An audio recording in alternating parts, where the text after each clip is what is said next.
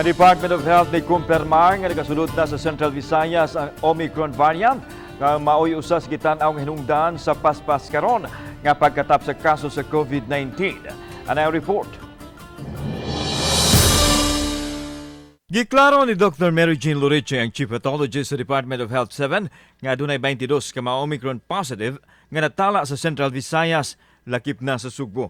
Wa pa hinuon madetali kung asa nga mga lugar sa rehiyon kining naasoy mga kaso sa Omicron.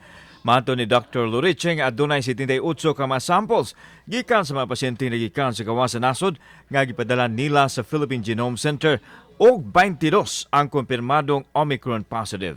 Nakulikta mga samples ni atong Disyembre 27 hangtod sa Enero 6. We received confirmation nga we have positive samples for Omicron nga nagbalik sa ato katong atong gipadala sa Philippine Genome Center. So nakita mga positive pero kani siya for Central Visayas. Giklaro ni Dr. Luriche nga ang mga pasyente na paubos na sa insaktong proseso gikan sa pag-quarantine hangtod na sa pag-release o pagpapauli sila mga Pinoyanan na pahigayon usab ang contact tracing. Sa pagsulod na sa Omicron sa rehiyon, gitanaw karon sa health official nga mao na kini ang usa sa hinungdan nganong paspas ang pagsaka sa kaso sa COVID-19. Hinon adunay mga faktor nga nakaingon sa pagsulbong sa kaso.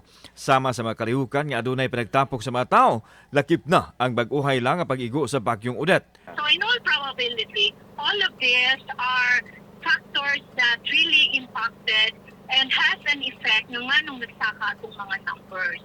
Samtang dakbayan sa Sugbo nakatala og 617 ka mga bag-ong kaso sulod lang sa usa ka adlaw nga naghatod na sa total active cases ngadto sa 3,211. Misa ka usab sa 43.35% ang positivity rate sa Cebu City nga layo na kaayo sa 5% WHO threshold. Kini base sa data sa Emergency Operation Center sa Cebu City. Kauban si Christopher Lumayag, ako si Alan Domingo. Balitang Bisdak.